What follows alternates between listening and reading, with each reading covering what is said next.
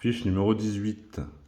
Sur les disques à l'arrière du tracteur d'un véhicule articulé, si les disques sont 60, 80, 90, quels sont les disques placés à l'arrière de la remorque? 60, 80, 90. Question 2. Vous vous arrêtez pour faire le plein de carburant. Sur quel symbole devez-vous positionner le sélecteur d'activité du chronotachygraphe? Autre tâche, marteau. Question 3. Ce signal m'annonce-t-il une voie de détresse qui sera située sur ma gauche? Non, elle sera située sur la droite. Question 4. Vous conduisez un camion de plus de 7,5 tonnes de PTAC. Quand finit l'interdiction de circuler en fin de semaine? Elle finit dimanche à 22 h. Question 5.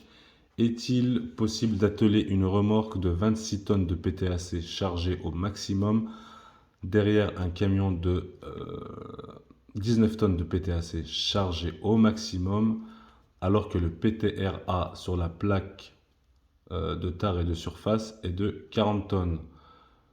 Donc non, parce que 26 plus 19, ça 26, 36, 40, ça fait 45 tonnes. Et le camion, il peut tirer que 40 tonnes. Donc si c'est chargé au maximum, on ne peut pas. Ensuite, question 6.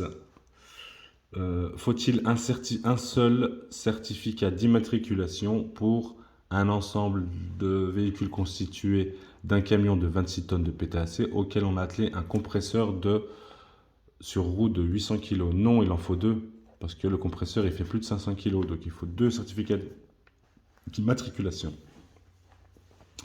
Question 7. Une huile multigrade classée SAE VW40 peut être utilisée uniquement en hiver? Non. Elle est multigrade, elle peut être utilisée en hiver, en été. Question 8. Vous conduisez sans vous arrêter depuis 8h40 ce matin, il est 12h40, êtes-vous en infraction? Non, vous avez conduit que 4 heures. Question 9. Des interdictions de circulation peuvent être mises en place pour les poids lourds lors des pics de pollution atmosphérique. Vrai ou faux? Vrai. Si on pollue trop, ils peuvent nous interdire de rouler.